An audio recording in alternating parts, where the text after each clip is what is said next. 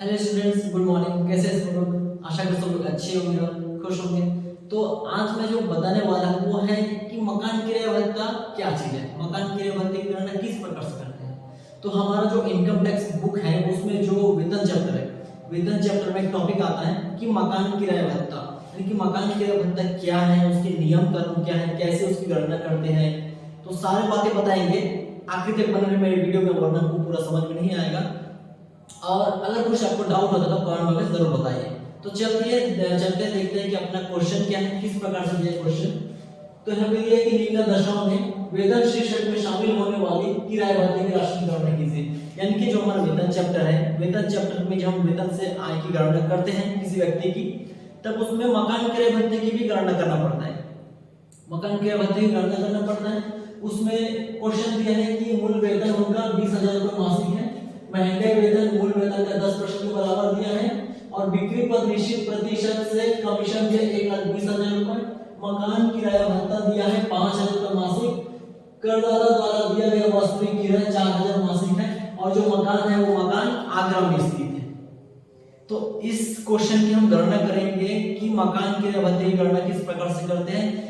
उसके लिए सबसे पहले आपको जानना पड़ेगा इसके नियम। तो इसके नियम यदि आपको याद नहीं है तो आप नहीं बना पाओगे, और यदि इस नियम को आपको याद करना है, आपको जानना है, तो इसके वीडियो भी अपलोड हो चुका है पहले से मेरे चैनल में, आप देख लीजिए, उसमें पूरा समझ में आ जाएगा। वहाँ पे बेहतर तरीके से समझाया गया वहाँ पे इसके नियम को। अब इसमें सॉल्यूशन देखते हैं कि कैसे बनाता है, वो नियम यहाँ पे यूज होगा, लेकिन एक बार आपको देखना है तो आप देख लीजिए उसको, वरना पूरा क्लियर नहीं हो पाएगा। अगर उसको देखेंगे तो बढ़िया समझ में आएगा यहाँ पे।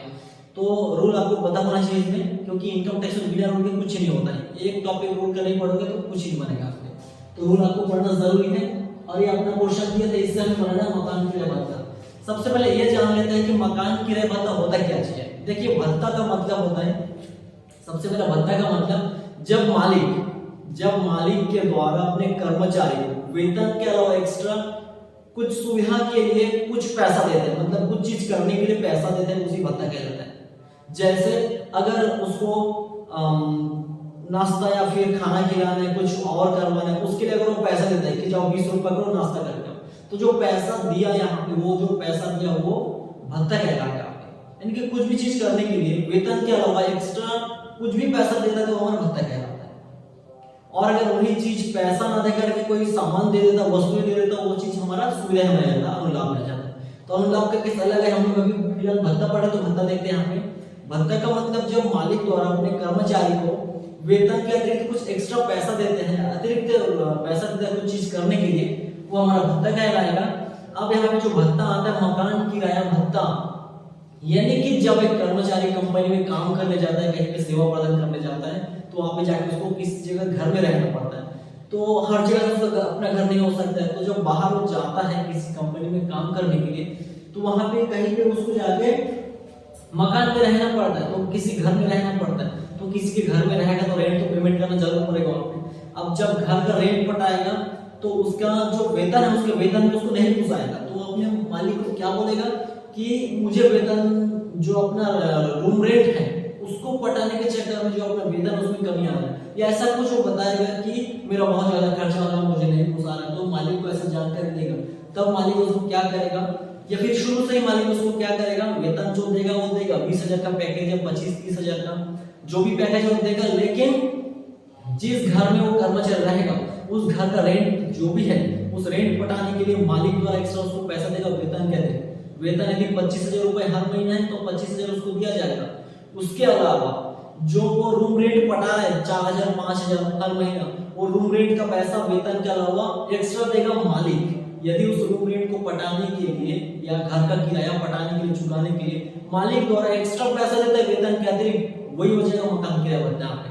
ठीक है, इनके मकान का किराया चुकाने के लिए, क्योंकि एक कर्मचारी मकान में जरूर रहेगा, यदि कहीं पे बाहर में काम में जाता है, सेवा देते जाता है, या फिर कंपनी में काम में जाता है, तो बाहर में रहेगा तो वहां उसको रेंट पटाना पड़ेगा।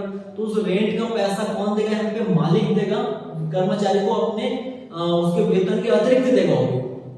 तो जो वेतन के अतिरिक्त दिया जाता है, कोई भी चीज को करने के लिए पैसा दिया जाता है मालिक द्वारा अपने कर्मचारी को, वही हो जाएगा भत्ता। अब जब रूम रेंट चुकाने के लिए, घर का किराया चुकाने के लिए मालिक द्वारा वेतन के अलावा एक्स्ट्रा पैसा दिया जा रहा है, वही हो जाएगा मकान किराया भत्ता। ठीक है। तो आपको समझ में आया यहाँ पे मकान किराया भत्ता क्या है? घर का किराया चुकाने के लिए मालिक द्वारा एक्स्ट्रा पैसा दिया जा रहा है कर्मचारी को, और वो भी वेतन के अलावा एक्स्ट्रा। ठीक, तो ये हो जाएगा हमारा मकान किराया भत्ता। तो अब मकान किराया भत्ता आप समझिए, अब मकान किराया भत्ते की गणना किस प्रकार से करते हैं, क्योंकि जब हम वेतन चक्र में सॉल्यूशन बनाते हैं, हम लोग मेन सॉल्यूशन में, फ्रेश सॉल्यूशन में एक लाइन से लिख देते हैं मकान किराया भत्ता इतना रुपए। अब वो जो एक लाइन में हम लिखते हैं कि मकान किराया भत्ता इतना रुपए, वो आता कहां से है? बहुत लंबा जो वर्किंग नोट बनता है। ये मकान किराया भत्ता इतना इजी नहीं है, आप इतना सीधा साधा नहीं है जो डायरेक्ट आ जाएगा लिखने से। इसके लिए वर्किंग नोट बनाना पड़ता है, जिसका नियम कानून है अलग सा। तो वो नियम कानून आपको वीडियो अपलोड हो चुका, वहां पे मिल जाएगा। मैं आपको फिर से अभी बता भी दूंगा यहाँ पे, आपको अगर समझ आए तो यहाँ पे और बढ़िया बात है, लेकिन अगर वो वीडियो देखेंगे तो आपको और भी ज्यादा समझ में आएगा और ज्यादा क्लियर होगा। तो मैं चाहूंगा आपको और वैसे ही क्लियर करने की जैसा उस वीडियो में भी है। ठीक है, तो यहाँ पे देखिए जो हमारा क्वेश्चन था कि हमें गणना करना है मकान किराया भत्ते की। अब मकान किराया भत्ते की हमें गणना करना है, तो क्वेश्चन में क्या बोल रहा है कि मूल वेतन दिया है 20,000 रुपए मासिक, महंगाई भत्ता मूल वेतन का 10%। हमारा जो मूल वेतन ये 20,000 रुपए एक महीने का है। तो 12 महीने का देखिए, हम जब गणना करेंगे वेतन चक्र में, चाहे कुछ भी इनकम टैक्स में, जब भी कोई सॉल्यूशन बनाएंगे, अगर उसे मासिक शब्द है प्रति माह दिया तो उसको साल भर में कन्वर्ट करना पड़ता है, यानी कि 12 महीने से गुना करके साल भर में निकल जाता है। इसीलिए साल भर में कन्वर्ट किया जाता है उसको महीने को, क्योंकि जब हम इनकम टैक्स पेमेंट करते हैं वो साल के लास्ट में पेमेंट करते हैं 31 मार्च को। हम कोई भी हर एक महीने में पेमेंट नहीं करते, साल भर में जो भी हम इनकम करेंगे सबका टोटल करके 31 मार्च को हम उसकी इनकम टैक्स को पेमेंट करते हैं। इसीलिए यहाँ पे कभी भी अगर राशि के साइड में मासिक या फिर प्रति माह लिखा होता है तो उसको 12 से गुना करके साल भर में वार्षिक में हम लोग उसको चेंज करते हैं, कन्वर्ट करते हैं। तो यहाँ पे वो भी किया जाएगा। तो जो मकान किराया भत्ते हैं उसकी जो गणना करने के जो मेन नियम है वो मैं आपको बता देता हूं। यहाँ पे आपको एकदम आसान लगे, एकदम बढ़िया लगे यहाँ पे। तो यहाँ पे मैं लिख देता हूं मकान किराए भत्ते की गणना, कि मकान किराया भत्ते की हम गणना कैसे करेंगे। ठीक, यानी कि जो मालिक द्वारा कर्मचारी को रूम रेंट पटाने के लिए जो पैसा दिया गया है, क्या वो पूरे पैसा में इनकम टैक्स पेमेंट करेगा? यानी कि मालिक ने अपने कर्मचारी को पैसा दिया कि रूम रेंट पटा लो जाके, तो कर्मचारी को बच गया कि अपने को और भी पैसा मिल गया मालिक से वेतन करवा एक्स्ट्रा, उसको तो मजा ही मजा आया। लेकिन मजा के साथ उसको बाद में मिलेगा जो पैसा मालिक द्वारा उसको दिया गया कर्मचारी को, क्या कर्मचारी उस राशि पे पूरा टैक्स देगा कि कुछ मात्रा में छूट मिलेगा, कि पूरा छूट मिलेगा? सब चीज यहाँ पे आपको देखने को मिलेगा नियम। तो आप यहाँ पे फोकस कीजिए, यहाँ पे देखिए कि मकान किराया भत्ते की गणना किस प्रकार से करेंगे। तो इसके जो मेन नियम है, सबसे पहला प्राप्त मकान किराया भत्ता, यानी कि मकान किराया भत्ता कितना मिला आपको मालिक से, वो चीज लिखना आपको यहाँ। ये मेन नियम चालू है यहाँ पे। ठीक है, इतना बेहतरीन तरीके से आपको समझ आ गया। देखिए तो सही कि मकान किराया भत्ता प्राप्त कितना हुआ आपको, तो क्वेश्चन एक बार फिर से पढ़ लीजिए। मूल वेतन उसको मिला 20,000 रुपए, मासिक मिला होगी प्रति महीना में 20,000, हर महीने में। महंगाई वेतन मूल वेतन का 10%। बिक्री पर निश्चित प्रतिशत से कमीशन देगा 20,000 रुपए। मकान किराया भत्ता मिला है उसको 5,000 रुपए प्रति माह। ये मिला अपना मेन टॉपिक, मकान किराया भत्ता 5,000 रुपए उसको यहाँ पे मिल रहा है मकान किराया भत्ता। और हम यहाँ पे क्या लिखे हैं कि प्राप्त मकान किराया भत्ता, यानी कि जो मकान में रहने के लिए मालिक द्वारा जो पैसा उसको प्राप्त हो रहा है वही मकान किराया भत्ता प्राप्त कहलाएगा। और वही चीज इस लाइन में आएगा कि मालिक से कितना पैसा मिला आखिर में उसको, वही लिखना है यहाँ पे। तो मकान किराया भत्ता 5,000 रुपए मासिक मिला है, तो ये 5,000 रुपए और मासिक है तो 12 से गुना करके 12 पंजे 60,000 रुपए उसको मिला एक साल के अंतर्गत। एक साल के अंतर्गत पूरा मिला के उसको 12 महीने का टोटल 60,000 रुपए उसको मिला है। एक लाइन कंप्लीट है। देखिए जो नियम है जो मकान किराया भत्ते बहुत ज्यादा आसान है, बस 3 लाइन का एक नियम है। उसको अगर आपको याद होगा, आपको समझ में आएगा तो पूरा आसान एकदम पानी जैसा है। अगर नियम आपको यहाँ भी समझ नहीं तो वीडियो और अपलोड है वहां पे भी देख सकते हैं, लेकिन वो चीज यहाँ पे भी आपको क्लियर हो जाएगा। अब सेकंड नंबर देखिए यहाँ पे कि किराया चुकाया माइनस वेतन का 10%। अब देखिए किराया चुकाया, जो कर्मचारी है वो किसी घर में रह रहे हैं तो बाहर में आके कंपनी में आके कहीं जगह में रह रहे हैं, तो जिस घर में रह रहे हैं उस घर का किराया कितना चुका है उस घर मालिक को, वो जितना चुकाया वो यहाँ पे लिखना है कि किराया चुकाया माइनस वेतन का 10%। अब उसको जितना वेतन मिलता है उसका 10% यहाँ पे काट के लिखना है। अब यह जो वेतन है इस वेतन में और जोड़ा है यहाँ पे, ठीक है। तो सबसे पहले अपन किराए को लिखते हैं कि कितना किराया चुका रहा है। करदाता द्वारा दिया गया वास्तविक किराया 4000 मासिक है, यानी कि जो करदाता है जो कर का पेमेंट करेगा, यानी कि जो कर्मचारी है वो कर्मचारी कितना किराया चुका रहा है रूम मालिक को, अपने रूम मालिक को ये 4000 रुपए मासिक चुका है। तो हम यहाँ लिख देंगे किराया चुकाया है 4000 रुपए मासिक है, तो 12 चौक 48,000 रुपए का वो चुका रहा है एक साल में, माइनस वेतन का 10%। वेतन का 10% हम डायरेक्ट देखिए यहाँ पे क्या दिया, वेतन उसका मूल वेतन 20,000 रुपए मासिक है, तो यहाँ पे हम उसका डायरेक्ट 10% नहीं कर सकते क्योंकि यही है मेन यहाँ पे। तो हम वेतन से आशा यहाँ पे देखते हैं, वेतन से आशा यानी कि वेतन का मतलब क्या होगा, क्या खाली हम नॉर्मल वेतन को लेंगे कि उसमें कुछ चीज को जोड़ के लेना। वेतन में बहुत सारा चीज यहाँ पे जोड़ता है और वेतन से क्या आशा है वो आपको देखने को यहाँ मिलेगा, और वेतन में ज्यादा से ज्यादा ध्यान देने की जरूरत भी है यहाँ पे क्योंकि इसमें जुड़ेगा वेतन प्लस महंगाई वेतन प्लस महंगाई भत्ता प्लस निश्चित प्रतिशत से कमीशन, ये सारे चीज जोड़ के बनता है हमारा मूल वेतन, ठीक।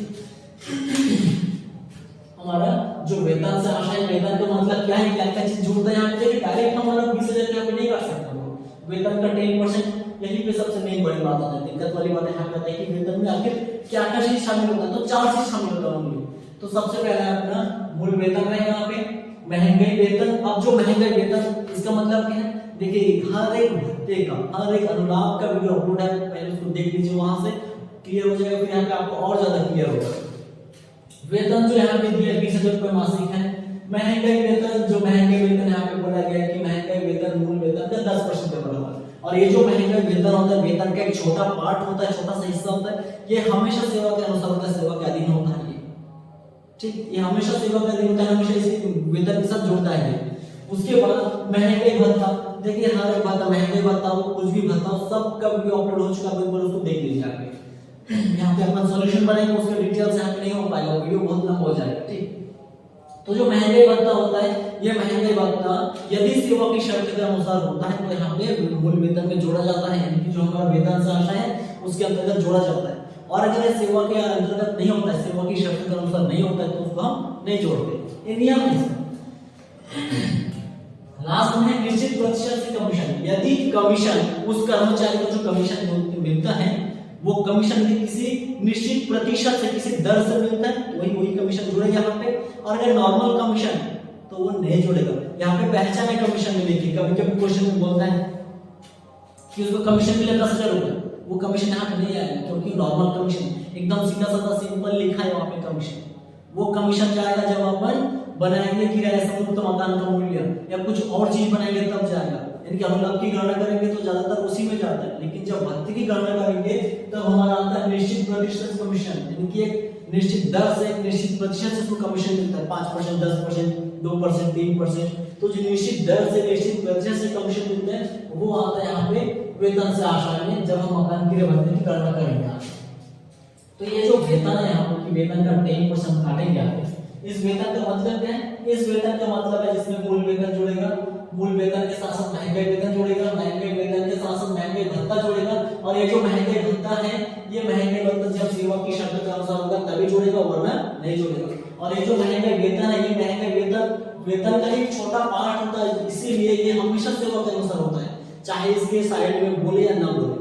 जो महंगाई भत्ता है, इस महंगाई भत्ता क्वेश्चन में दिया है तो क्वेश्चन में उसके साइड में लिखा रहेगा क्वेश्चन में ब्रैकेट में कि वो सेवा की शर्त के अनुसार है या नहीं है, या नीचे क्वेश्चन के लास्ट में बोल दिया रहेगा कि नियोक्ता ने या उसके कर्मचारी नियोक्ता दोनों ने प्रामाणिक प्रोविडेंट फंड में वेतन तथा महंगाई भत्ते का 12%, 14% अंशदान किया, यानी कि वेतन तथा महंगाई भत्ते का अंशदान किया, दोनों को मिला के तब जाके महंगाई भत्ता वेतन के साथ साथ सेवा के अनुसार हो जाता है। और दूसरा तरीका ऐसा और बोल सकता है कि जो हमारा महंगाई भत्ता है वो सेवानिवृत्ति लाभों के लिए जोड़ा जाता है, तब भी ये सेवा की शर्तों के अनुसार हो जाएगा। बहुत सारा तरीका है, 3-4 तरीके अलग अलग पूछने के, यहाँ पे हिंट देने का कि ये सेवा के अनुसार है कि नहीं है। उसके बाद यहाँ पे निश्चित प्रतिशत से कमीशन, जो कमीशन प्रतिशत में दिया रहता है निश्चित दर के साथ मिलता है कर्मचारी को, वही कमीशन यहाँ पे आता है। और अगर डायरेक्ट कमीशन मिलता है, नॉर्मल कमीशन, अगर क्वेश्चन में लिखा है कि कमीशन 10,000 रुपए मिल गया तो कमीशन नहीं आएगा। निश्चित प्रतिशत से कि 2% की दर से उसको कमीशन मिला या निश्चित प्रतिशत से कमीशन मिला, ऐसा अगर परसेंट वाला या प्रतिशत वाला दिया है वही कमीशन आता है। तो यहाँ पे देखिए मूल वेतन उसको मिला था 20,000 रुपए, 20,000 रुपए हो गए मासिक, तो इसको हम 12 से कन्वर्ट कर लेंगे, प्लस महंगाई वेतन, महंगाई वेतन क्या दिया है, महंगाई वेतन मूल वेतन का 10% होगा। अब हमारा वेतन क्या था यहाँ पे, वेतन 20,000 रुपए था, उसको 12 से गुणा करेंगे, साल भर का निकालेंगे तो 12 दूनी 24, 2,40,000 रुपए का उसका साल भर का पैकेज है वेतन। अब साल भर का वेतन उसका 2,40,000 है। अब हम यहाँ पे मूल वेतन कितना लिख देंगे, यहाँ पे 2,40,000 हमारा मूल वेतन, प्लस महंगाई वेतन क्या बोल रहा है, महंगाई वेतन मूल वेतन का 10%। अब मूल वेतन हमारा कितना 2,40,000 साल भर का, इसका 10% काटेंगे तो 10% 0,000, तो ये बच गया हमारा 24,000 रुपए। 24,000 रुपए हमारा बच गया यहाँ पे महंगाई वेतन, प्लस महंगाई भत्ता। महंगाई भत्ते के बारे में यहाँ कुछ बोला नहीं गया है, और अगर बोलता तो भी हम उसमें ध्यान रखते हैं कि महंगाई भत्ता सेवा के शर्तों के अनुसार है कि नहीं है, लेकिन यहाँ पे महंगाई भत्ते के बारे में कुछ नहीं बोले तो हम महंगाई भत्ते को नहीं लेंगे है यहाँ पे। प्लस निश्चित प्रतिशत से कमीशन, यहाँ पे बोला है इसमें कि यहाँ पे बिक्री पर निश्चित प्रतिशत से कमीशन मिला पूरे वर्ष का 1,20,000 रुपए, और 1,20,000 के साइड में ना मासिक शब्द लिखा है ना ही प्रति वर्ष या कुछ प्रति माह कुछ भी नहीं लिखा है, इसका मतलब पूरे साल भर का कमीशन है। तो 1,20,000 रुपए और वो भी निश्चित प्रतिशत से कमीशन मिला, तो हमारा 1,20,000 रुपए निश्चित प्रतिशत से कमीशन हम लिख देंगे। अब यहाँ पे टोटल कितना हो गया, यहाँ पे प्लस करके यहाँ पे कितना हो गया, उसका वेतन से आशा कितना है 2,40,000 प्लस 24,000 प्लस 1,20,000, तो आए टोटल 3,84,000। तो जो वेतन से आशा था 3,84,000 हो गया है कुल वेतन। अब ये जो 3,84,000 आया है वेतन, इसी वेतन का यहाँ पे काटा जाएगा 10%, 3,84,000 का 10%, जब काटेंगे तो आएगा 38,400 रुपए। ये आ गया यही पे, ठीक। ये जो मेन है यही अपना मेन है, ये वेतन से आशा की वेतन में क्या क्या चीज शामिल होगा, बार बार यही चीज बताया जा रहा है आपको कि वेतन, महंगाई वेतन हमेशा सेवा का दिन होता है तो हमेशा जोड़ना है इसको।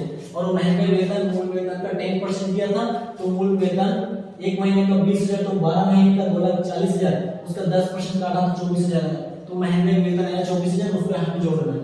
महंगाई भत्ता यहाँ पे नहीं दिया था, और अगर देते तो हम उसमें देखते कि सेवा की शर्तों है कि नहीं है, उसी का उसमें यहाँ पे जोड़ते, नहीं है तो बिल्कुल लीव कर दिया गया। यहाँ पे निश्चित प्रतिशत से कमीशन पूरे साल भर का 1,20,000 दिया था, तो 1,20,000 जोड़ दिए, सभी को जोड़ के आया 3,84,000 रुपए। वो 3,84,000 रुपए हमारा हो जाएगा वेतन, उसी वेतन में यहाँ पे 10% काटना है तो आएगा 38,400।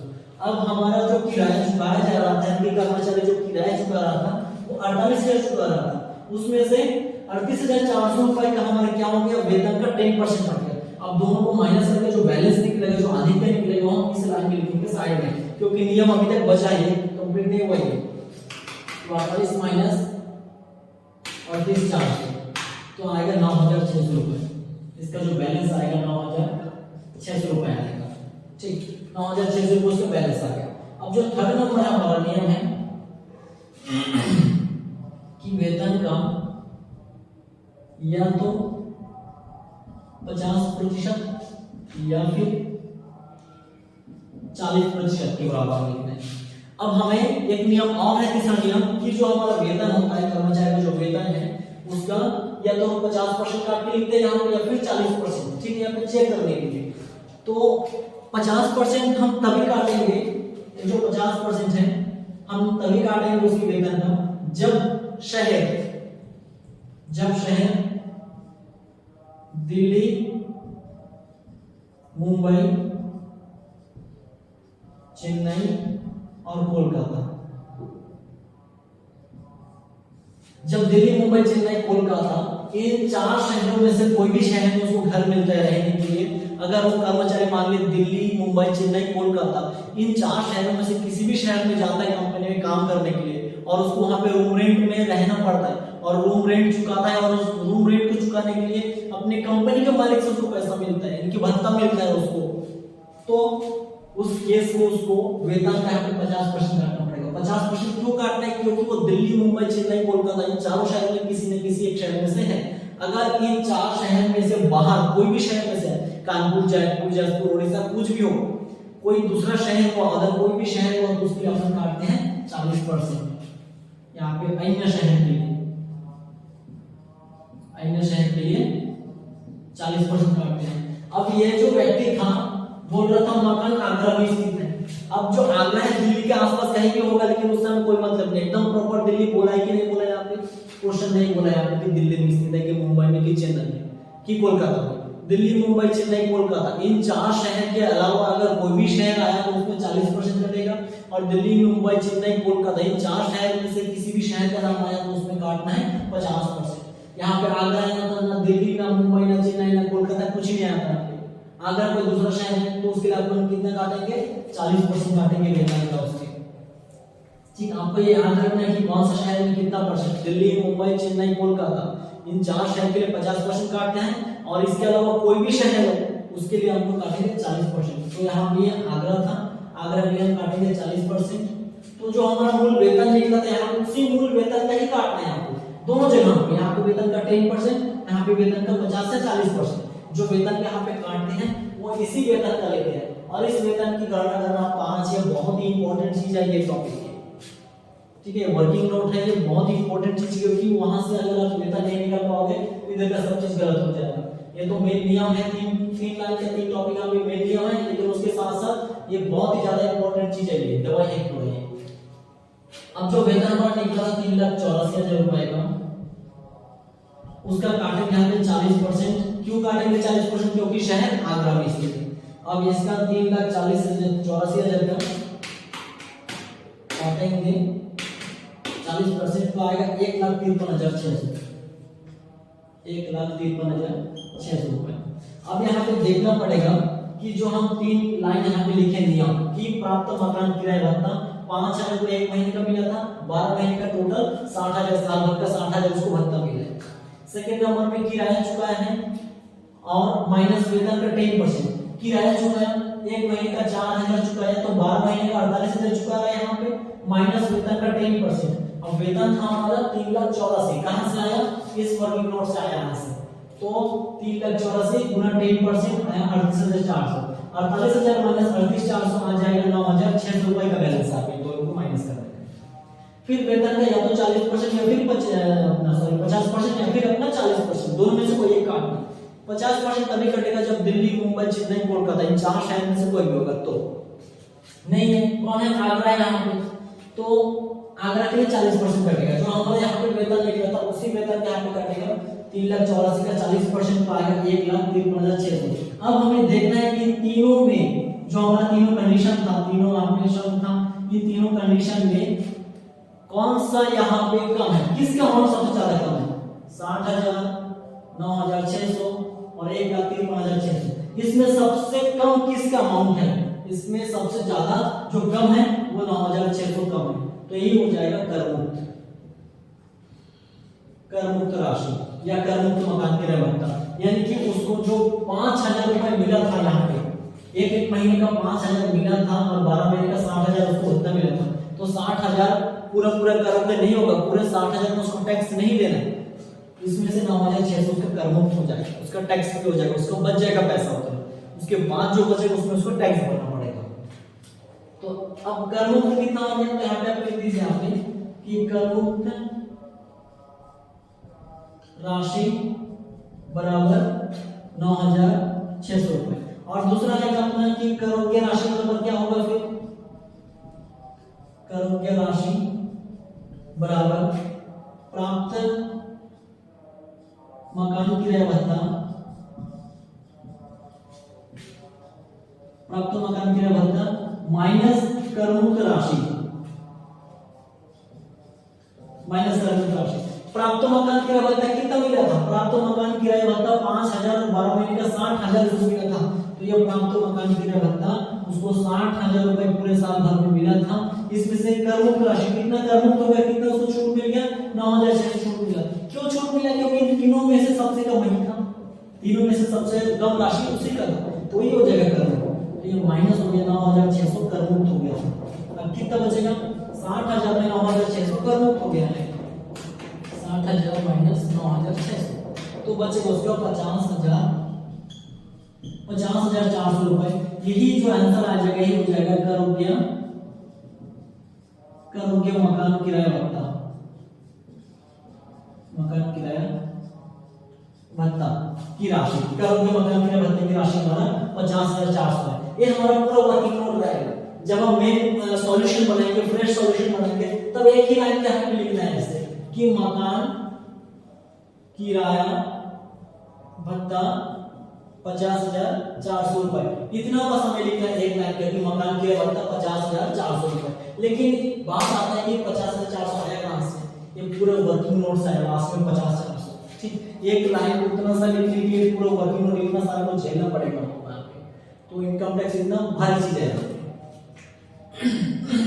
तो 50,400 रुपए करोगे राशि आ गया, और उसको हम जब फ्रेश सॉल्यूशन बनाएंगे तब हम लिख देंगे 50,400। कहां से आया? ये सारे वर्किंग नोट आपको शो करना पड़ेगा, बिना वर्किंग नोट के आपको नहीं बन सकता और बनेगा भी नहीं। तो यहाँ पे जो ये क्वेश्चन है, जो मकान किराया भत्ते की गणना है, बहुत आसान एक तरीके से आप समझेंगे तो आसान भी है बहुत तरीके से। अगर ध्यान नहीं देंगे तो नहीं पढ़ने से सब कुछ आगे लगता ही है, तो पढ़ना आपको जरूरी है। और इसके लिए मैं आपको बोला हूं कि जो इसका नियम है, नियम के अलग से वीडियो अपलोड उसको देख सकते हैं, यहीं से आपको क्लियर हो जाएगा, एकदम बेहतर तरीके से आपको समझाया गया यहाँ पे। और यहाँ पे जो वेतन है मेन चीज, तो वेतन के लिए क्या क्या होता है, क्या रखा है वेतन का मदद से, आप यहाँ पे आपको दिखा दिया फिर से। और ये जो गणना किया गया बहुत इजी है, आपको इजी भी लगे, लेकिन थोड़ा सा ध्यान देने की जरूरत है, ठीक है। तो आशा करता हूं आपको समझ में आ गया होगा। कुछ डाउट है तो कमेंट बॉक्स में बोल ही सकते हैं, कमेंट में काफी क्लियर मालूम हो यहाँ पे, तो बोल सकते कमेंट्स में, मैं दोबारा उसको समझाने की कोशिश करूंगा। यहाँ पे हर रोज कंटिन्यू वीडियो अपलोड होते ही रहेगा इनकम टैक्स में, ठीक है। तो मिलते हैं नेक्स्ट वीडियो में।